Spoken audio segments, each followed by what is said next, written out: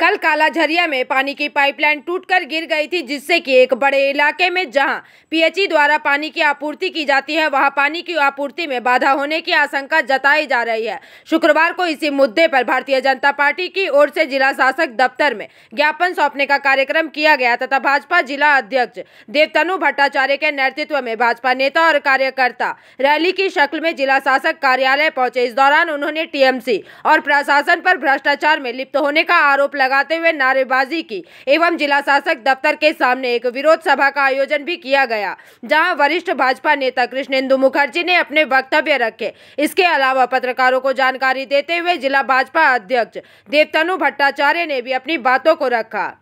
आसनसोल से बिजू मंडल की report, PVTV news.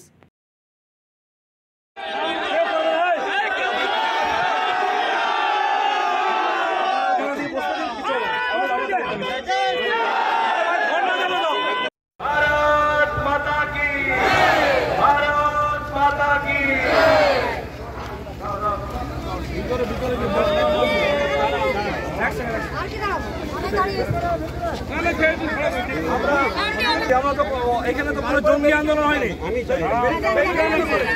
আপনারা কেন এসব করছেন? আমরা কোথাও বলেছি? জল জীবন মিশনে এই তো হচ্ছে অবস্থা। চতুর্দিকে হচ্ছে তোলাবাজি, কাটমানির রাজত্ব। বারবার বালি চলছে, একের পর এক বালি চলছে, বালির গাড়ি প্রত্যেকটা জায়গায়। বন্ধ ছিল মাঝখানে, আবার শুরু হয়েছে। এখন তো বর্ষার সময় নাকি বালি বন্ধ ওঠানো। তাহলে কিভাবে চালাচ্ছে এরা বালি? এরকম চতুর্দিকে এরকম কেন চলছে? বিভিন্ন জায়গায় সব নাম করা লোকজন সব এটার সঙ্গে ইনভলভ হয়ে গেছে। এর পেছনে নাম দেখুন, একটু চেক করে দেখবেন, প্রত্যেকটা তৃণমূল কংগ্রেসের লিডার কোনো না কোনো ঘাটের সঙ্গে জড়িত রয়েছে।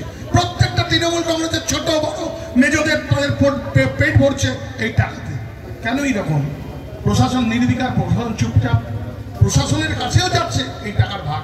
এই যে এখানে সব বীর পুঙ্গব সব দাঁড়িয়ে রয়েছে, বিভিন্ন সব এখন আমাদেরকে গণতান্ত্রিক আন্দোলন করতে, সাধারণ মানুষের আন্দোলন করতে রাস্তার উপর দাঁড়িয়ে আপনারা আটকাচ্ছেন। আর যখন অনুব্রত মণ্ডল আপনার মা বউ নিয়ে গালাগালি করছিল, কি করেছে? আয়নার সামনে তো দাঁড়ান, দিনের শেষে যখন বাড়িতে যান, বাড়ির বউরের সামনে তো দাঁড়াতে হয়, মায়ের সামনে তো দাঁড়াতে হয়, আয়নার সামনে তো দাঁড়াতে হয়।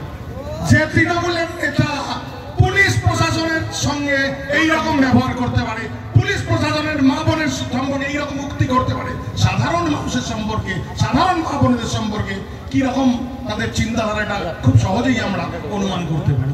এই হচ্ছে তৃণমূল কংগ্রেসের চরিত্র।